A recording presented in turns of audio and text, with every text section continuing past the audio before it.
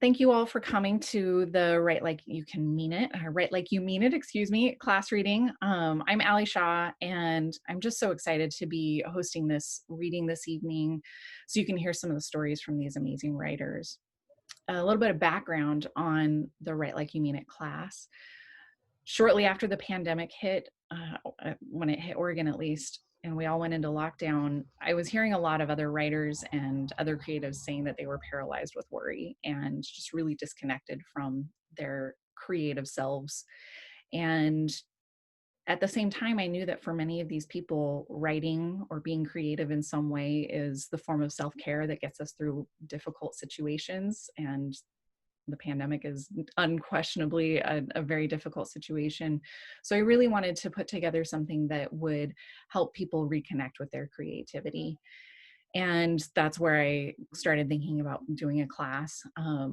But all the classes I've ever taught have been in person, usually in somebody's living room. So it's nice and cozy. And so it was very difficult to think, well, how can we possibly do this in a different way? Plus, there were a lot of other things that were really changing as well.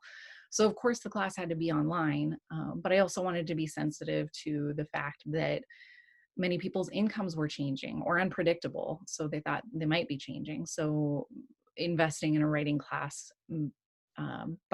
by normal standards maybe wouldn't have been accessible, and I didn't want that to be a barrier. But also there's the schedule piece, because suddenly all of these people had their entire families at home 24/7, and it's not always easy to, you can't just run out for a writing class for 90 minutes on Saturday mornings.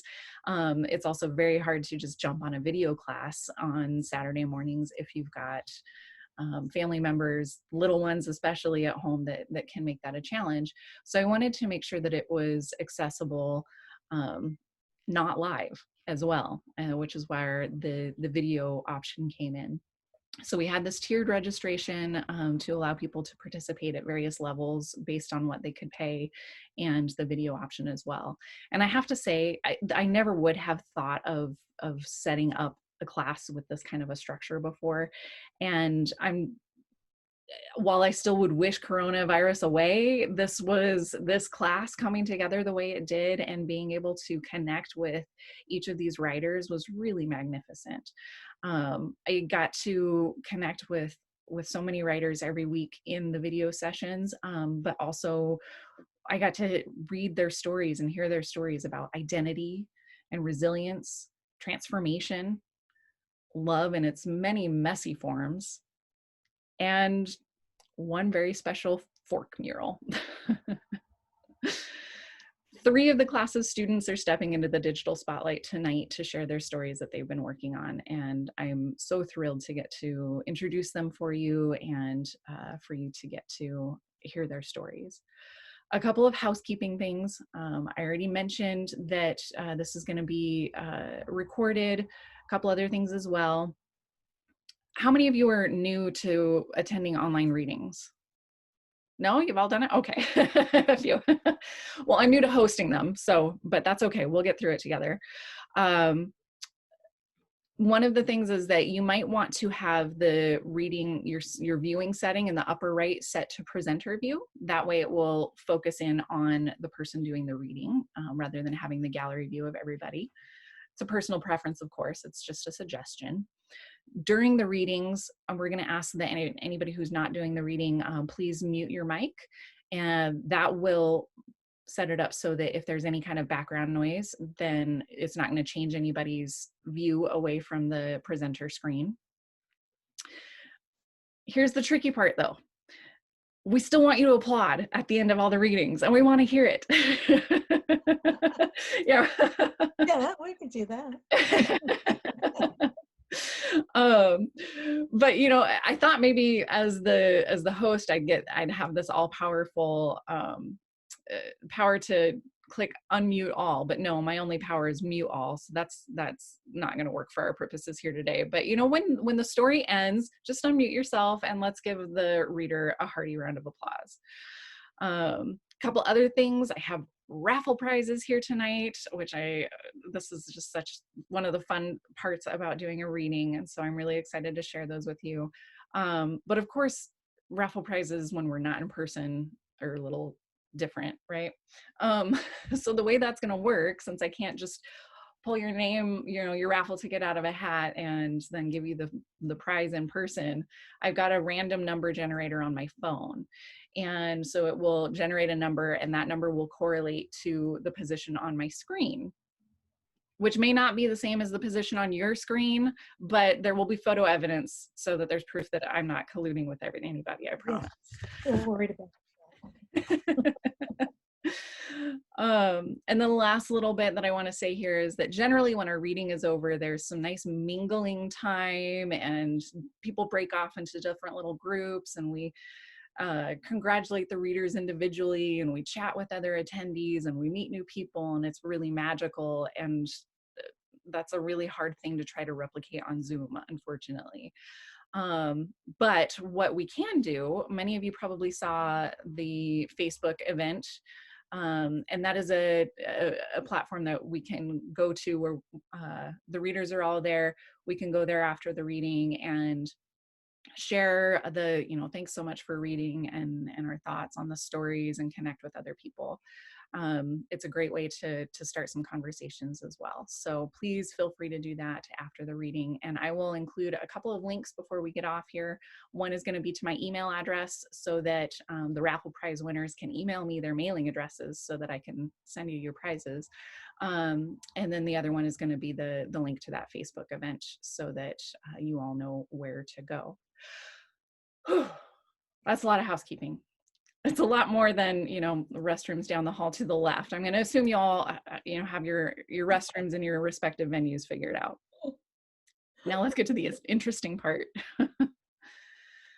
So tonight we're starting off the readings with Lisa Todd because she is such an inspiration. Her stories often reflect the joy in everyday life, and she also has a skill for unveiling the past pains that have played a role in who her fictional and non-fictional characters are. Her work has been featured in The Manifestation and Portland Metro Zine, literary magazines, and she spends a significant amount of time baking goodies or gazing through telescopes at the cosmos. Lisa lives in the Portland suburbs with her family, which includes 2 very cantankerous cats. Lisa Todd.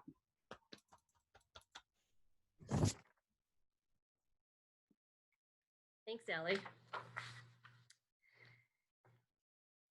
The end of a school year, a whistleblower's guide. After Jack is fired for rifling through the headmistress's desk, he returns to the United States while you remain in Cyprus to finish the year. You're determined to prove to the headmistress that you, not she, will win the battle of wills. Move off campus. Number 1, after Jack is fired, move off campus to your mother's apartment. Leave most of your things in your on-campus apartment in case you want to seek respite in those rooms.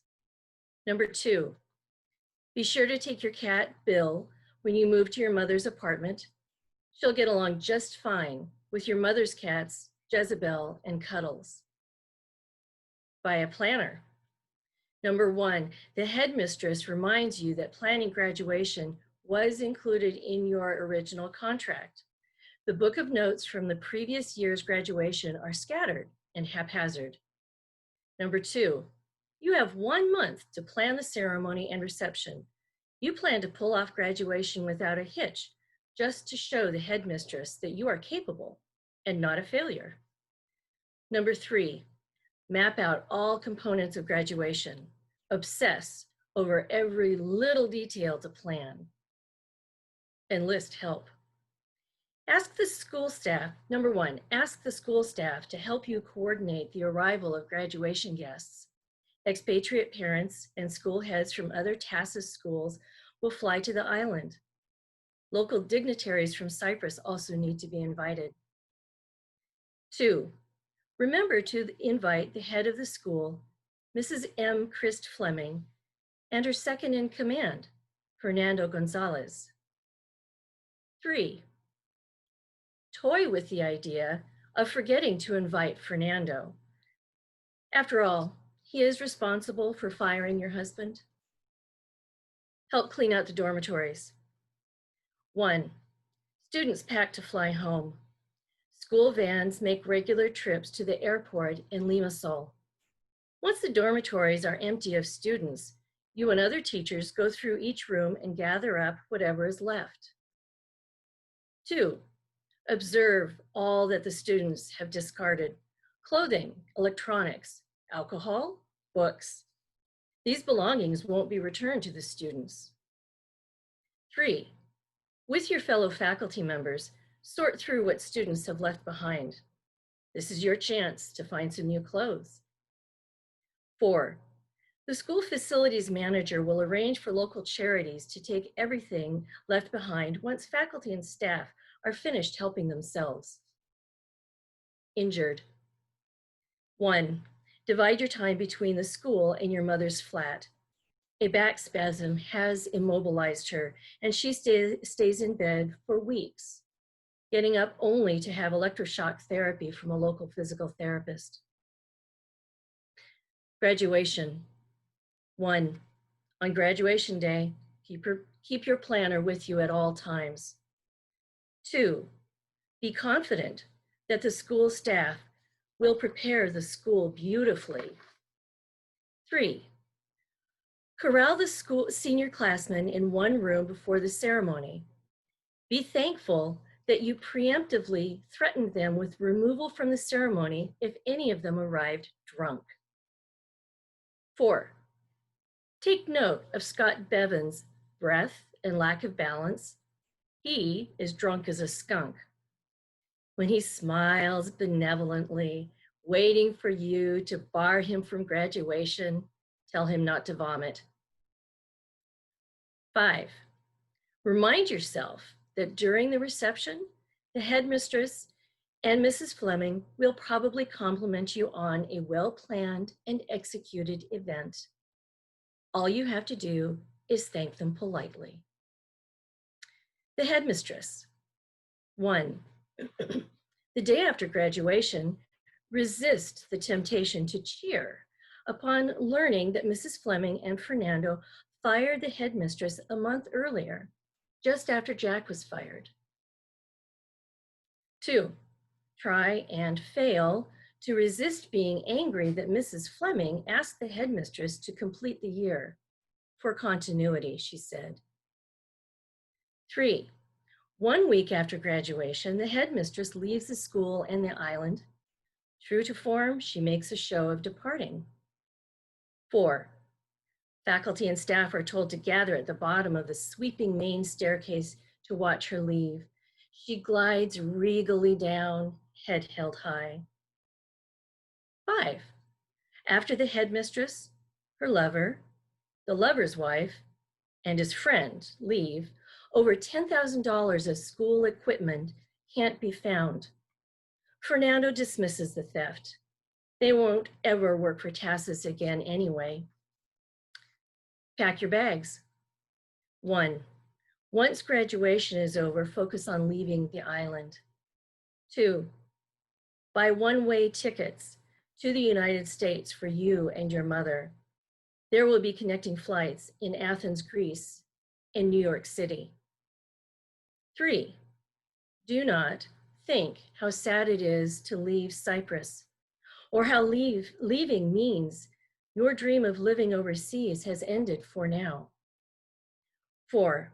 Except for the suitcases that you pack everything else into a large wooden box. Along with your mother's box, it will be loaded onto a cargo ship. 5. Pack Jack's belongings too. Don't think about how you aren't sure if you want to see him again. 6. 3 months after returning to Portland, the boxes arrived. In transit, a coil of copper wire has fallen on your box, crushing a few items. When you see the box again, you wonder how to feel. Sad at not being in Cyprus, or relieved to be away from that surreal situation? The cats leave too. 1. Plan on how to take your cat Bill back to the United States. Your mother wants to take her cats, Jezebel and Cuddles, to the US as well. 2, all 3 cats need rabies vaccines before they can enter the US. Since Cyprus is a rabies-free island, the vet makes a special trip to Germany to fetch 3 doses of rabies vaccine. 3, you and your mother take the cats to the vet for the vaccinations. You're horrified when Bill perches on your mother's shoulder and pees down her shirt as the vet inoculates the cat. 4, smile weakly when the vet laughs and tells you it's all in a day's work. 5, against your instincts, your mother pushes you into letting Bill be an outdoor cat. Bill is struck by your mother's car while you watch in terror. Ultimately, the cat is only bruised and concussed. 6, vow to keep your cats indoors after this. 7, Roman, your mother's landlord, invites the 2 of you for a farewell martini. As the 3 of you sit on his terrace, Jezebel and Cuddles stroll by. Roman pets Jezebel and laughs at how she never liked the milk he gave her unless he put sugar in it as well. 8, after a year of treating Jezebel's relentless gut infections, your mother suddenly realizes that Roman's sweetened milk snacks caused the infections. She smiles at Roman and gives you a what the hell look. Departing the island. 1, your mother's back is still very painful. She changes the flights to a later date, so there will be more time for her to recover. 2, remember to call Jack and tell him the changed flights. Be sure to tell him that the new itinerary takes you through Amsterdam, not Athens, and then Los Angeles instead of New York City. 3, on the day that you, your mother, and the 3 cats are supposed to be boarding a connecting flight in Athens, you are horrified to read that a group of terrorists hijacked that plane. 4, call Jack that night and reassure him that you and your mother are fine. Have him tell family members who are worried. 5, when you do finally board a plane to leave Cyprus, do not shed any tears. The grief you have been feeling for so long has exhausted them.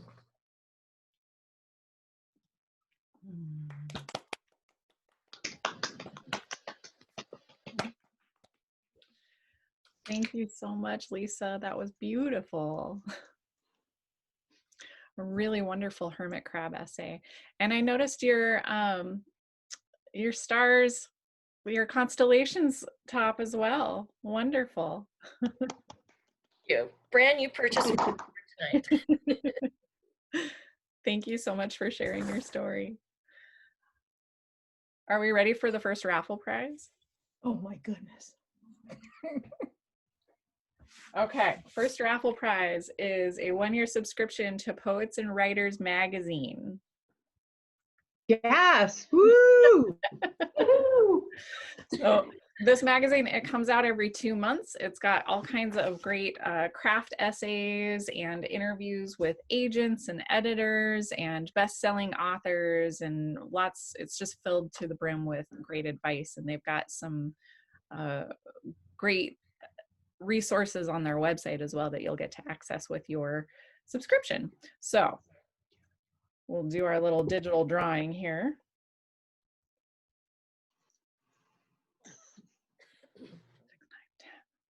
Pick a number between 1 and 10. 6.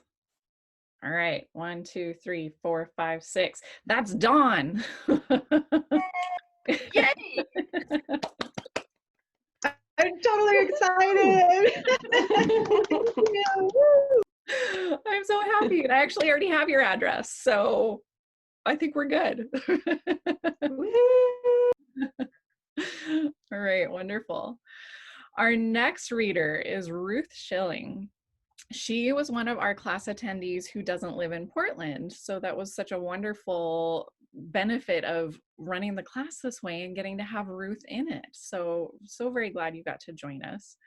Ruth hails from Bend, Oregon, where she loves spending time in the outdoors, and she writes fiction. One November, she had the seed of an idea and participated in NaNoWriMo that year and the following year to grow that idea into a manuscript. Having been away from writing now for a few years, Ruth is currently focusing on delving into the craft again. Ruth Shilling. Thank you. Thank you, Allie. And thank you for the opportunity to read today. It's been a privilege to be a part of this class, and with the stay-at-home orders, I just wanted to say it's provided many opportunities to take life at a little bit different pace. And for me, it's allowed me to get back into writing. So part of this class has been so wonderful because Allie has a way of nurturing growth, inspiring creativity, and prompting stories that lie just below the surface. And so again, thank you, Allie. My story is called Gift. It's part of a much larger story that hasn't been written yet, but thanks to this class, it's been started. Is that my smart niece? I heard her call out when I was picking up the casserole dish from the back seat. Her voice had always been like fingernails on a chalkboard, a screeching that couldn't be avoided and got under my skin. The thing about Aunt Maeve is that I could never quite hate her. Somehow she meant well. However, there was always an undertone of bitterness that defied her outer cheeriness. There were too many times to count that she had given me what felt like a backhanded compliment. Her actions rarely backed up her words. I steeled myself and stood upright with a physical control that mirrored my inner feelings. I hoped my pasted-on smile didn't look too crazy. Today wasn't a day to get into it with her. It was a day to remember and honor my beloved Grans, her mother. Hi, Aunt May. It's good to see you. I hoped my words didn't ring too hollow as they sounded to my own ears.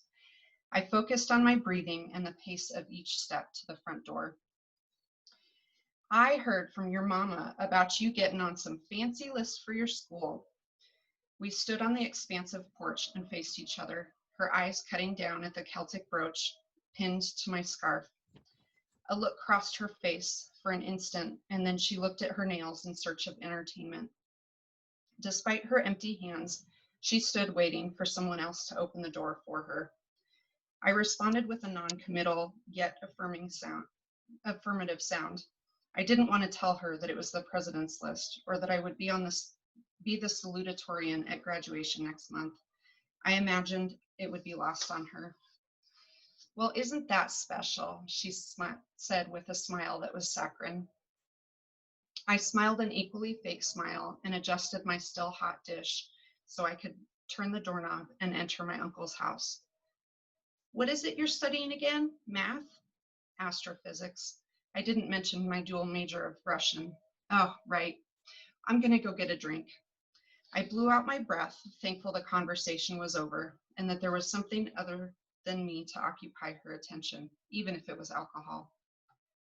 In the kitchen, the countertops were full of food others had brought for the memorial.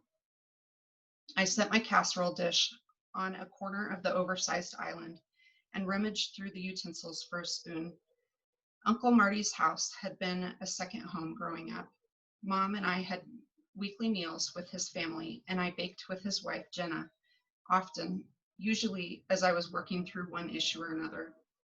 She was great at listening and keeping my business in confidence. I felt gentle hands on my shoulders and turned around to give Jenna a hug. It was like she knew how I was doing before I did. All the tension from my shoulders disappeared as I breathed in her familiar perfume. My only desire was to spend time with her and my mom. She pulled back, held my hands in her face. The low hum of Gran's friends and family seemed to fade with her attention. I hope today isn't too much. She lifted up my chin, so we made eye contact. Take deep breaths, spend time in quiet places of the house, but also keep in mind, today is about remembering your Grans. It's good to hear from others about her and think about your memories of her too. So don't disappear too long. I nodded and kept eye contact. She winked and turned to make sure the food was laid out well and to replenish empty platters. From the kitchen, I looked out at the backyard to see if Mom was outside and saw far too many bodies out there. Some I recognized. It all made me break out in a cold sweat, though. Finally, I saw Mom was standing talking with our neighbors. I saw the bar cart was close by, and I knew Aunt May would not be far from it. Instead of venturing outside, I moved to a corner of the dining room as people milled about, saying brief hellos to those walking through to some other destination. Many faces I hadn't seen in years. Standing there, holding up the wall, made my belly feel hollow with grief. Grans had always been able to draw me out during family gatherings and parties. She had a way about her that brought people together, like finding loose ends and connecting them neatly together. It went beyond charisma, deeper. She saw people. I wasn't sure what life was going to look like in our family without her. I couldn't ignore my growling stomach any longer and returned to the kitchen. Knowing that the food had been sitting out for a while, I chose foods kept hot or those that didn't need refrigeration. Dishing my plate, I heard several people open and close the back door, and then I felt a familiar voice behind me. "Hi, honey. Why didn't you come out to see me?" "Jenna said you've been here a while." I quirked a smile in answer. She nodded, and we found a quiet place in the formal living room to sit. While Mom talked with those who had come to remember Grans, I ate quietly and thought. Before my Grans died, she gave me the brooch I was wearing. This was the first time I had worn it. I had many ideas of what it meant to me personally. It was old and obviously Celtic in design, which I loved. I'd seen pins that worked like this on movies, holding the thick family plaid materials together, used as shawls during cold weather.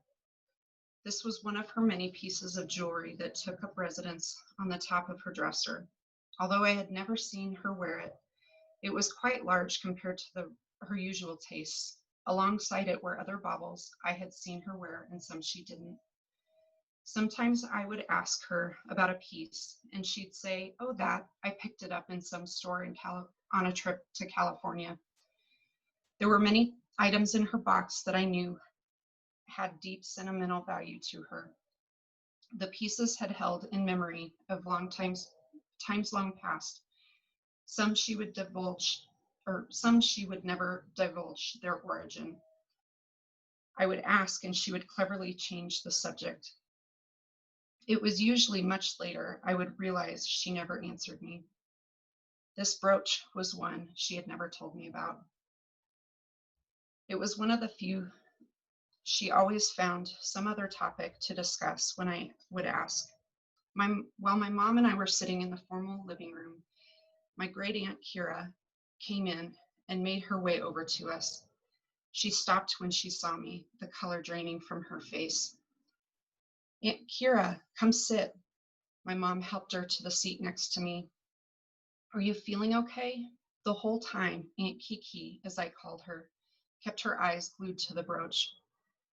"Aunt Kiki, what is it?" I looked down at the brooch, pinning my scarf in place. She glanced up to my eyes, then down at the brooch again, reaching out with her aged, time-gnarled hand toward me, then dropped it back to her lap. I haven't seen that penannular brooch in ages. Her accent was still thick after decades of living in the United States. Grans gave it to me a couple months ago before she passed. I've asked her about it a couple of times, but she always changed the subject. I reached up and fingered the incomplete circle and the post holding the scarf together. Aunt Kiki nodded slowly, as if coming to the memory. There was a reason for that. A coughing fit seized her then, racking her body and taking her breath. I waited as patiently as I could, knowing the fit would pass. Someone brought a small glass of water, and soon the coughing had subsided. Aunt Kiki spoke softly. The coughing in the day had taken her energy. It's cursed.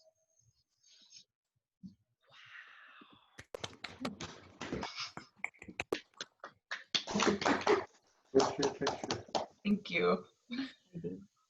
What a wonderful story, Ruth. And gosh, the power of the totem in that story, and then this twist at the end. I'm hooked. I can't wait. Awesome. I want to know more. Me too. For sure. Yay. Thank you. My pleasure. You ready for another raffle? Second one. No, I want to hear how that story actually ends. I want to know the rest of that too. You and me both. Oh, so hooked. So it was from this class that it came. I mean, it totally was just watching the classes and then learning about the different aspects, like the totem, and then the challenge to write stories about, like, as if we were sitting at a barbecue and kind of reminiscing, is totally where that came from. Yeah, wonderful. Yay. Well done. An assignment. It was a great assignment. I'm so happy. All right, I like to give things away, so let's do another giveaway. This one is the book Fierce on the Page. So all of these giveaways today, all these raffle prizes are things that we used in the class. We used at least one article from Poets and Writers. We took an excerpt from Fierce on the Page by Sage Cohn as well. The subtitle of this book is Become the Writer You Were Meant to Be and Succeed on Your Own Terms. Oh, And she's got 75 lessons in here of advice for writers. They apply both to fiction and nonfiction writers, and it's just really a wonderful book. So one lucky attendee tonight will get their very own copy of this. New random number generator. 9, which is Amy. Amy, you won. Thank you. You're welcome. So yeah, I will, here, I'm going to do it right now before I forget. In the chat window, I'm going to write my email address so that you have it and you can send me your address so I can mail you the book. Thank you. You're welcome. If you're not a writer already, you're going to be one. My sisters are probably laughing.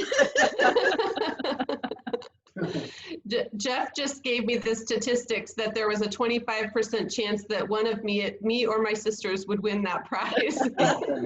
Oh, and my dad. Such a math guy. Love it. Love it. Thank you, Allie. You're welcome. And on that note, Maggie Jones is our third reader tonight. Maggie is the kind of person who unites groups of people and creates a sense of fellowship. You can already feel that on the screen tonight, can't you? With the broad audience here to support her and be part of her fellowship. That personality shows through on the page too. There, she unfolds readers in her story and shows joys as well as realities that may be unfamiliar to the reader, while simultaneously assuring readers it will be okay. We'll get through this together. Maggie's writing has been featured in Portland Metro Zine. She writes memoir and lives in the Portland area, where she just celebrated her youngest child's high school graduation.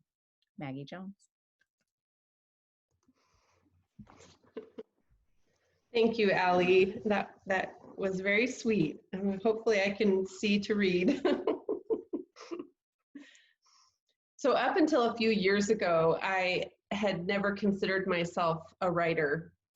So it's funny that Amy got that book and she has 2 writer sisters. I have always written as a way of exploring my feelings and finding freedom by putting pen to page. However, I felt that I wasn't very good at all the rules about writing, where the commas go and so forth. I wrote my first book in the 3rd grade. My teacher, Mr. Zaitz, published it by laminating it and binding it so that we could take it home to our parents.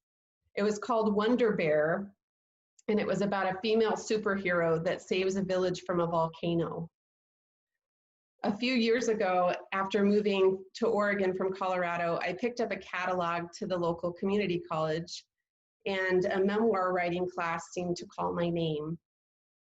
When I arrived, I announced myself as not a writer who wants to tell a complicated story about my past. In that class, I learned that I was a writer. I learned to tell the stories I knew. I met some wonderful women who have become some of my closest friends. They were all trying to tell their complicated stories too. Among them was Allie Shaw. Allie has since become a dear friend, a teacher, and an encourager. Thank you, Allie, for all of your kind words and thoughtful teaching. Thank you for deciding to teach a class in the middle of a pandemic, for always making space for us and our stories. Thank you for hosting this reading today. And most of all, thank you for being my friend. This is called Rite of Passage. He has me in a headlock so tight I can feel my heartbeat in my head. My body knows what to do. Over the last 3.5 years, I have learned these moves. Muscle memory, my sensei calls it. I stomp on his foot, hit him in the groin, elbow him in the stomach, and when he loosens his grip on my neck, I manipulate his arm behind him for an arm lock. He taps out and calls, "Good job." As soon as I release him, he grabs me in a bear hug from behind. I'm exhausted, yet adrenaline pumps through me, remembering what I've been taught, and I get out of his hold. The more than 3-hour black belt test started out with a physical workout, 100 push-ups, sit-ups, squats, and burpees. After that, my classmates and I had to show that we know how to fall. The black belt who was assisting the class picked us up and practically threw us onto the mat. And we landed the way we'd been taught, rolling and slapping the mat to let the energy of the fall out. Then we partnered up and took turns hitting handheld punching bags with different hits, driving our partners from one side of the mat to the other while sensei watched our technique. Palm heel strikes, elbow strikes, knees, front and side kicks. Then a round of sparring. As if all that wasn't enough, we were then attacked 1-on-1, then 2-on-1 in timed rounds with and without weapons. After this, we break boards with 3 strikes of our choice. I used to get triggered in class, sometimes while working alone on a punching bag, other times when I was working with a partner. One night, we were supposed to shield ourselves with the blocks we'd learned, using our arms and elbows to protect us from the large pads our partners were wielding. We weren't supposed to fight back, just defend. Before I knew it, I was back in the basement with my abusers. One was holding my arms while the other was punching me in the chest. I didn't protect myself. I didn't fight back. Before the first punch came, I was made to feel that I deserved it. Otherwise, I would have defended myself. This test means more to me than a belt. It's a pledge to myself that I will never allow that to happen again. I look up and smile at my husband who has his camera poised. I give him the thumbs up as the test proceeds to the timed attacks. 2 strong men, both black belts, are attacking me together. They wear Tony Blauer suits, which are head-to-toe suits that law enforcement uses to help create a more realistic experience. The suit is snug enough to allow the person to move with agility, yet protective enough to shield him from hits, kicks, and punches to all parts of the body, including a helmet with a face shield. This way, we can get the feeling of really hitting our attackers. I keep both men in front of me as I hop around the mat, never turning my back on them. The shorter one moves in to grab me, and I knee him in the groin and palm heel strike him in the face until he backs off. The taller one has a police baton. He comes after me. I move closer to him so he can't use his stick to hurt me, a move that used to seem counterintuitive. I secure his hand with a stick, kick him in the stomach, and disarm him. By this time, the shorter one has recovered. He gets me on the ground before I know it. His strong body is on top of me. I'm caught between his legs. I quickly trap his arm close to my shoulder and lift my hips, flipping him with the strength of my legs until I'm on top. I palm heel strike him in the face and stand up as quick as I can. Just then, the taller one grabs me from behind in a bear hug, lifting my body off the ground.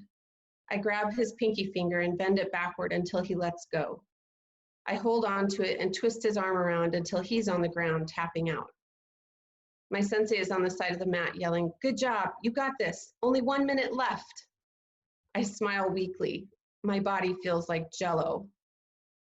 1 more minute, I tell my mind as my ears are ringing. I pull down my gi and straighten my brown belt. I am on high alert as they bring out the weapons for the last part of the test. A knife is easier to control than a gun, if you can control the hand that it's in. The gun is trickier. The only way to gain control of the gun is if it's touching you, but you must be quick, since the consequences are much greater. The minute feels like the longest minute of my life. I can hear encouragement from the sidelines. "You can do it, babe." His support means more to me than he'll ever know.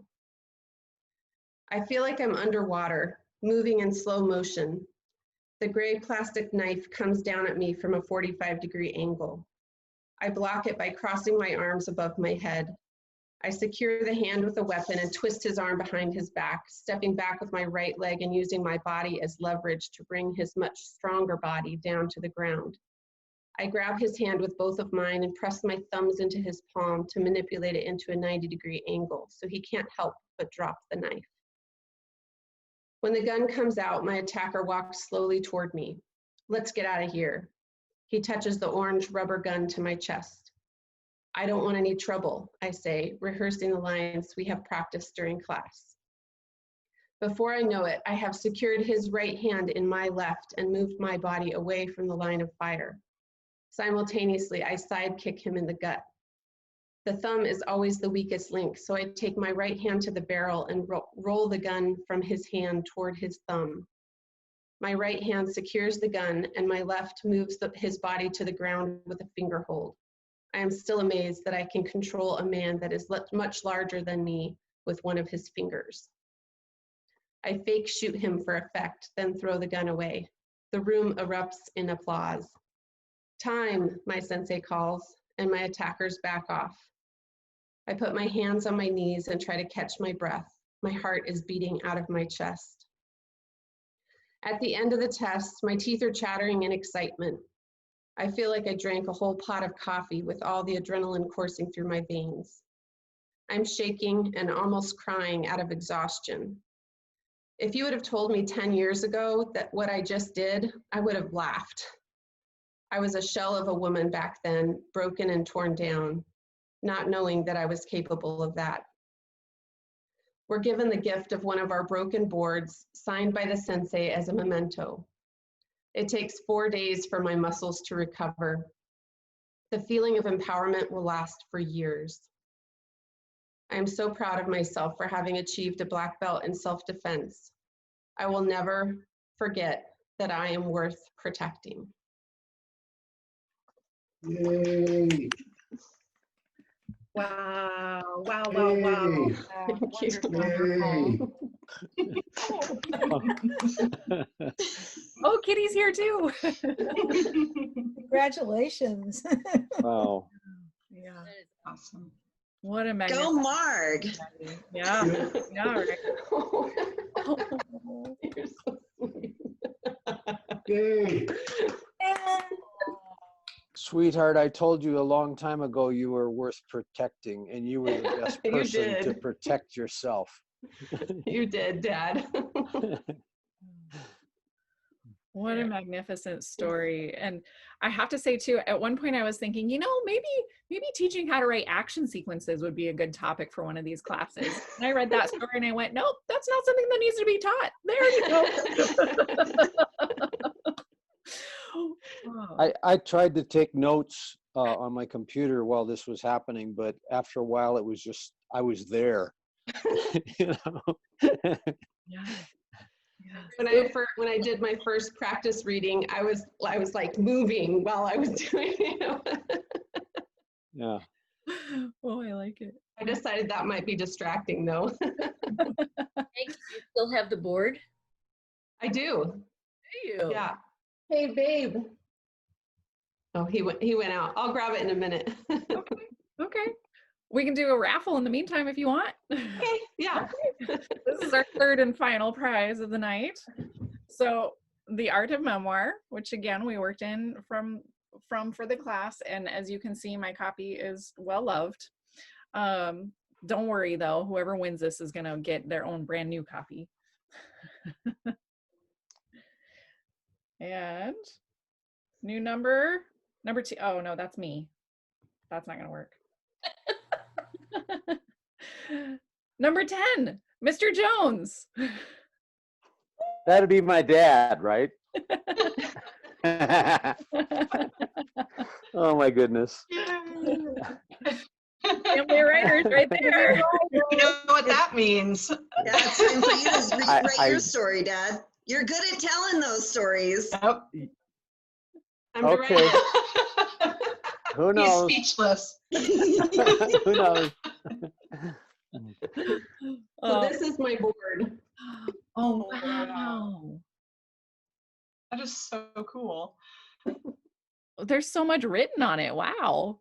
Yeah, it was, yeah, just my sensei and the 2 black belts that helped with the test that all wrote notes to me.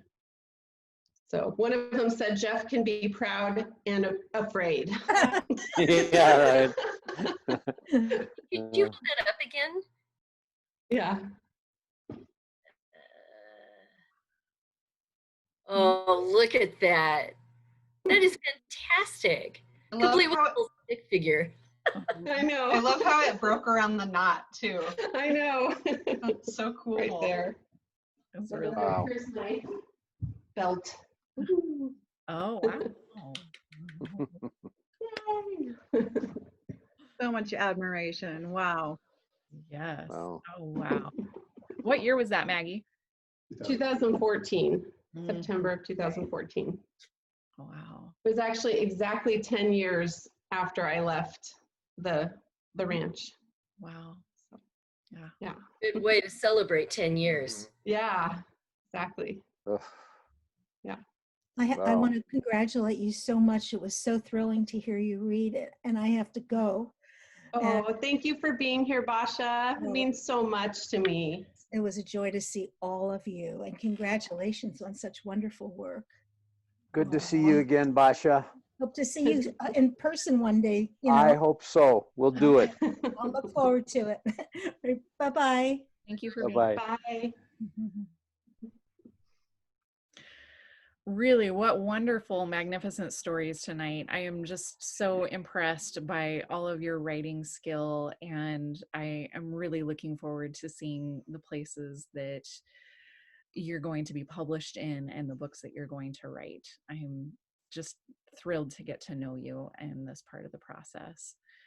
And for the attendees, thank you so much for coming tonight. Once again, our readers tonight were Lisa Todd, Ruth Shilling, and Maggie Jones. Please support their work, watch for their future readings, and tell your friends about them.